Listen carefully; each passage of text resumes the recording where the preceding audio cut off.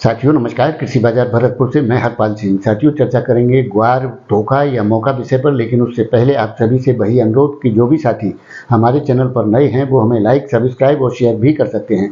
साथियों ग्वार की आवकों का जबरदस्त दबाव बना हुआ है, जिसके चलते ग्वार और ग्वार गम के भाव न्यूनतम स्तर पर आ चुके हैं। लेकिन जिस प्रकार से कल अमेरिकी राष्ट्रपति चुनाव का फैसला हुआ, डोनाल्ड ट्रंप की जीत हुई, उसके चलते विश्व भर में क्रूड ऑयल के भावों में जबरदस्त गिरावट की स्थितियां देखने को मिली और उसी के चलते ग्वार और ग्वार गम के अंदर भी कल बड़ी जबरदस्त गिरावट का रुख देखने को मिला।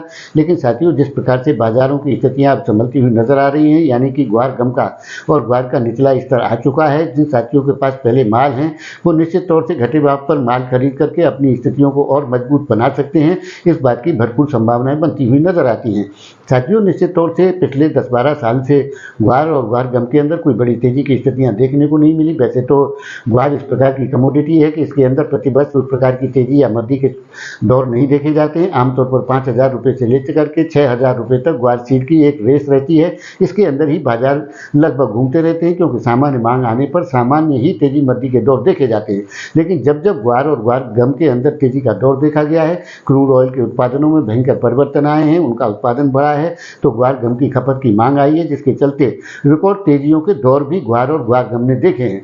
साथियों निश्चित तौर से 11-12 के बाद में कोई भी तेजी मंदी के उस प्रकार के समीकरण ग्वार और ग्वार गम के नहीं बने हैं, जिसके चलते ग्वार व्यापारी स्टॉकिस्ट सभी के अंदर एक निराशा का वातावरण बना हुआ है। लेकिन वो बादल अब छटते हुए नजर आते हैं, क्योंकि साथियों वर्ष 13-14 के अंदर ग्वार गम का एक्सपोर्ट 6.87 लाख टन यानी कि लगभग 7 लाख टन के आसपास हुआ था, जो वर्ष 2024 में गिर करके 2.22 लाख टन ही रह गया है, यानी कि लगभग 4.5 लाख टन एक्सपोर्ट ग्वार गम के गिरावट आई है, जिसका असर निश्चित तौर से बाजारों के अंदर भी देखने को मिल रहा है। लेकिन साथियों जिस प्रकार की स्थिति परिस्थितियां फिलहाल के दौर में बनती हुई नजर आ रही हैं, यानी विश्व के अंदर दो बड़े कॉम्प्लेक्स चल रहे हैं, उधर इजराइल और ईरान यानी कि हूती वगैरह का जो कॉम्प्लेक्स चल रहा है, दूसरा रसिया और यूक्रेन का विगत 3 सालों से जो कॉम्प्लेक्स चल रहा है, इसमें बड़े परिवर्तन की उम्मीद की जा रही है। और डोनाल्ड ट्रंप ने पहले ही संबोधन में ये साफ कर दिया कि अमेरिका के पास रसिया से ज़्यादा क्रूड ऑयल के भंडार हैं, जिनके दोहन की आवश्यकता है, हमें किसी भी आयात की आवश्यकता नहीं है।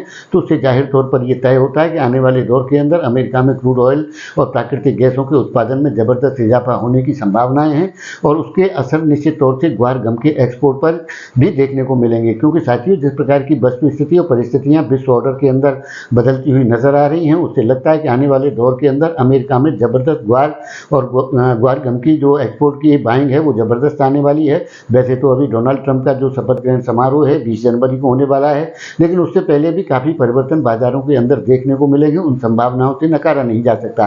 लेकिन साथियों जिस प्रकार से 20 जनवरी को डोनाल्ड ट्रंप अपनी कुर्सी पर बैठेंगे, उसके अधिकार क्षेत्र से जब कार्यक्रम विश्व के अंदर जारी होंगे, तो उसके चलते किस प्रकार की स्थिति परिस्थितियां बनती हैं वो तो देखने लायक होगी। लेकिन इतना जरूर तय है कि जो पुरानी नीति रीतियाँ थी उनमें ज़बरदस्त बदलाव होने की संभावनाएं नजर आती हैं। और जिस प्रकार से अमेरिका ने वेनेजुएला पर क्रूड ऑयल प्रोडक्शन पर बैन रखा था, उसमें अब छूट मिलने की संभावनाएं जबरदस्त तरीके से देखने को मिल रही हैं। और उसी प्रकार से अमेरिका में जो उत्पादन बढ़ेगा, क्योंकि सर्वाधिक जो ग्वार गम का प्रोडक्शन का एक्सपोर्ट जो किया जाता है वो ओपेक देश यानी कि क्रूड ऑयल उत्पादक देश और अमेरिका के द्वारा ही किया जा सकता है। जिस प्रकार से पहले भी तेजियां आई हैं, पहले सऊदी अरब और ओपेक देशों ने जिस प्रकार से क्रूड ऑयल का प्रोडक्शन बढ़ाया था, ग्वार के अंदर रिकॉर्ड तेजी आई थी। उसी प्रकार से दूसरी तेजी जो 11-12 के अंदर बनी थी, उसमें अमेरिका द्वारा जबरदस्त ग्वार गम का इंपोर्ट किया गया था, जिसकी वजह से बड़ी तेजी की स्थितियां देखने को मिली थी। साथियों उसी प्रकार के दौर की बनने की संभावनाएं नजर आती हैं, क्योंकि आने वाले दौर के अंदर अमेरिका क्रूड ऑयल के प्रोडक्शन को बढ़ाएगा और बढ़ाएगा तो निश्चित तौर से ग्वार और ग्वार गम के का जो एक्सपोर्ट है उसमें ज़बरदस्त इजाफा देखने को मिलेगा। क्योंकि पिछले 10 से 15 सालों में ग्वार गम का जो ग्वार का जो प्रोडक्शन है वो निरंतर गिरते हुए निचले स्तर पर आ चुका है और स्टॉक भी जो पुराने रहती है काफ़ी बड़े स्तर पर जमा थे वो भी साफ हो चुके हैं। यानी कि ग्वार की कुल मिलाकर के अवेलेबिलिटी जितना माल क्रशिंग के लिए चाहिए उतने के बराबर ही है। पुराना और नया मिला करके उसमें न कोई एक्सेस है और ना ही उसमें कोई कमी जैसी स्थितियां हैं। लेकिन साथियों जब कभी ग्वार के दौर यानी कि तेजी के आते हैं तो उसमें कभी भी पूरा माल कभी भी नहीं बिकता है। तो उस हिसाब से माना जाए तो ग्वार गम बनाने के लिए निश्चित तौर से शॉर्टेज स्थिति में है, क्योंकि ग्वार के द्वारा गम का जो प्रोडक्शन है महज 33% ही आता है, जिसके चलते जितना भी प्रोडक्शन है उसकी पर्याप्त मात्रा बिल्कुल भी बनती हुई नजर नहीं आती। आती है। अगर जिस प्रकार से एक्सपोर्ट की बाइंग की स्थितियां नज़र आ रही हैं, यानी कि जो 4 से 4.5 लाख टन जो एक्सपोर्ट की डिमांड घटी है, वो अगर बढ़ती हुई नज़र आती है, उस स्तर तक तो शायद संभावनाएं फिलहाल नज़र नहीं आ रही हैं। लेकिन अगर 20 जनवरी के बाद में अमेरिका के द्वारा क्रूड ऑयल और प्राकृतिक गैसों के दोहन की स्थितियां तेज की गई, तो उसके हिसाब से ग्वार और ग्वार गम के एक्सपोर्ट में ज़बरदस्त इजाफा देखने को मिलेगा। इन संभावनाओं को नकारा नहीं जा सकता। साथियों, जिस प्रकार से हम 2025 के लिए निश्चित तौर से रिकॉर्ड ग्वार तेजी की संभावनाओं को देख रहे हैं और उसका विचार भी आप लोगों के साथ निरंतर साझा करते रहें, वो स्थितियाँ देखने को मिलेंगी। इन संभावनाओं की भरपूर स्थितियाँ बनती हुई नजर आती हैं, क्योंकि आने वाले दौर के अंदर जिस प्रकार से पुराने राष्ट्रपति ने भी, बाइडन ने ये कहा था कि ईरान में जो तेल उद्योग यानी कि जो ऑयल स्टॉक हैं उन पर अटैक नहीं किया जाए, चाहे भले ही आदमी कितने ही मरे, लेकिन तेल की स्थितियां यानी कि जो भी पूरे विश्व को चलाने वाली ऊर्जा, एनर्जी, क्रूड ऑयल और प्राकृतिक गैसें हैं, उनकी स्थितियां बड़ी विकट बनी हुई हैं। और आने वाले दौर के अंदर कोई भी इस बात की रिस्क को नहीं ले सकता कि इस प्रकार की स्थितियां बने कि जिसके चलते क्रूड ऑयल, प्राकृतिक गैसों का अभाव देखने को मिले।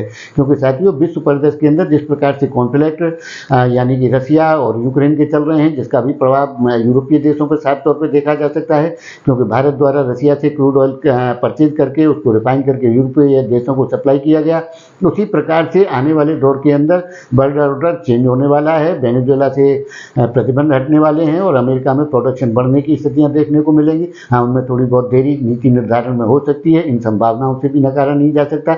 लेकिन इस बात की जरूर गारंटी है कि ग्वार अब इन्वेस्टमेंट में कोई भी धोखा नहीं है। निश्चित तौर से एक सुंदर और सुनहरी मौका है। जो लोग भी साथी चुके हैं उनके लिए भी एक अच्छा अवसर हो सकता है, यदि वो अभी भी ग्वार के अंदर एंट्री करते हुए और आने वाले दौर के सफर को तय करना चाहते हैं। साथियों, उम्मीद के साथ दुनिया कायम है और उम्मीद करनी चाहिए कि निश्चित तौर से बस 2025 के अंदर ग्वार के अंदर रिकॉर्ड तेजी बनने की संभावनाओं को नकारा नहीं जा सकता। तो साथियों, आपकी इस विषय में क्या राय है, आप अपनी राय कमेंट माध्यम से दे सकते हैं। तब तक के लिए धन्यवाद।